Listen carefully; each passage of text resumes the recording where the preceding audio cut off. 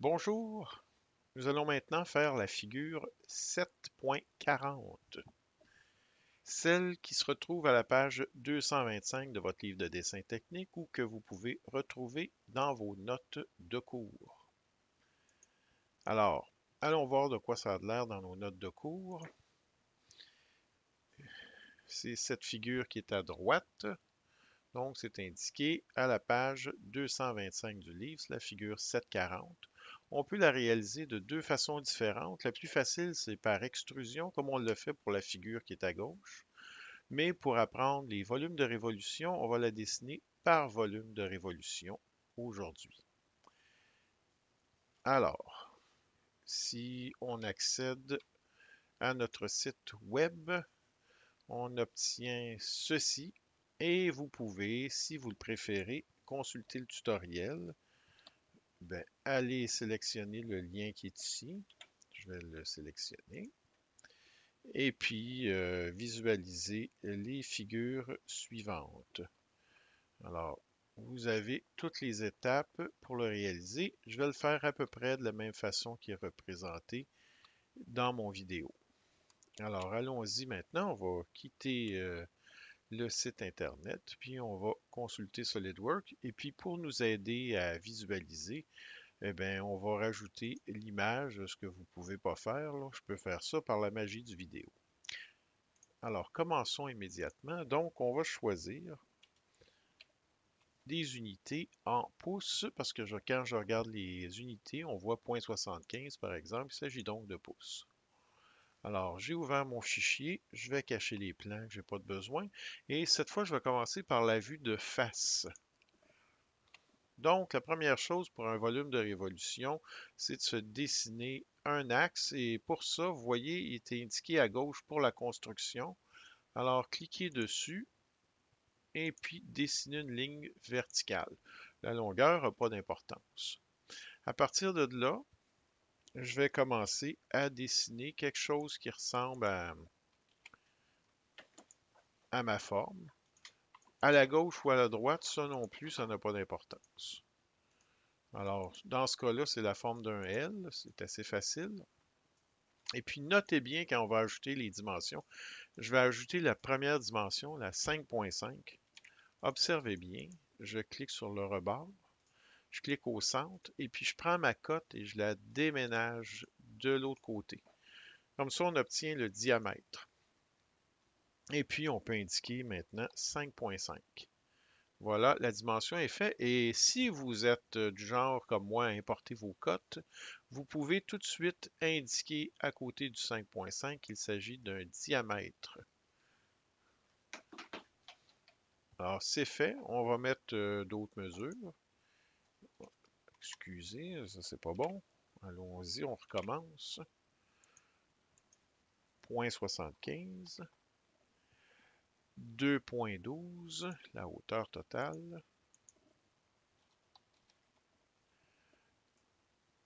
Le diamètre interne, c'est, je ne sais pas si vous constatez ici, là, à gauche, le diamètre interne il est indiqué 1,5, 1,498. Vous pouvez mettre une ou l'autre de ces deux dimensions-là. Normalement, en modélisation, on va mettre la plus petite quand il s'agit d'une tolérance. On appelle ça le maximum de matière. Cette notion-là, on va l'apprendre seulement l'an prochain. Et puis, il me reste le diamètre, le petit diamètre externe qui est ici, 2,76. L'objet est noir, il est donc contraint complètement. Notez par réflexe, quand je l'ai fait ici, là, j'ai automatiquement aligné ce qui a créé une coïncidence. Si ce n'est pas le cas, si votre objet est encore bleu, ben, il faut ajouter la coïncidence pour s'assurer que l'objet soit maintenant fixe.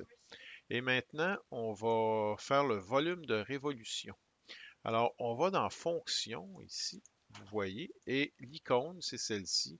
Le raccourci qu'on a choisi pour le cégep, c'est majuscule K. C'est peut-être moins instinctif pour celui-là. Voici notre volume de révolution. On va tasser la figure pour bien la voir. Et puis, on accepte la forme, tout simplement. Ensuite, l'objet est composé de 4 trous d'un diamètre d'un demi-pouce. Alors, quand vous faites des trous, C'est important de sélectionner la surface qui est ici, dans ce cas-là, parce qu'on fait les trous ici, de prendre l'icône adéquat, de bien choisir votre standard. Alors, dans ce cas-là, on est bien tombé, c'est ANSI pouces. Et puis, regardez ici, taille de perçage par fraction. C'est ça qu'il faut prendre. Et puis, 1,5 pouce. Là, tout tombe parfait pour moi parce que j'avais pratiqué l'exercice avant. On veut que la vis soit à travers tout, pas d'option particulière. Et là, on va régler la position. Alors, on a position, on avait déjà sélectionné notre plan. Alors, on vient placer 4 trous comme ça. Je pèse sur échapper pour arrêter de diffuser mes trous. Et puis, si vous regardez le dessin, vous avez un cercle de boulonnage, ce qu'on appelle, ou un cercle de perçage, qui est à 4,24. Alors, je vais aller en dessiner un. Et ici, comme on est dans l'option euh, fabrication des trous, c'est pas nécessaire d'ajouter pour la construction, mais je vais le mettre quand même, moi. Et puis, je vais ajouter ma dimension maintenant. Donc, que j'ai mentionné 4,24. C'est fait. Alors ensuite, je vais rendre des éléments coïncidents comme ça, comme ça, comme ça et celui-là ici. Et puis finalement, vous placerez les trous de cette façon-là. Et puis de cette façon-là dans le sens vertical. Vous noterez cette façon-là de coter les trous.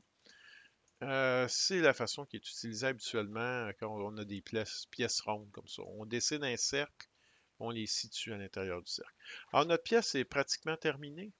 Il nous reste à ajouter les arrondis. Alors j'ai juste à sélectionner cette surface et puis cet arrondi-là. Et puis, bien, il est indiqué que c'est 0,120. C'est ce qu'on va mettre, 0,120. Et on a terminé notre pièce. Alors, avec ces deux exercices-là, l'exercice précédent, la figure 651 et celle-ci, la 740, vous devriez être en mesure de réaliser le travail final. Alors, bon exercice, bon travail.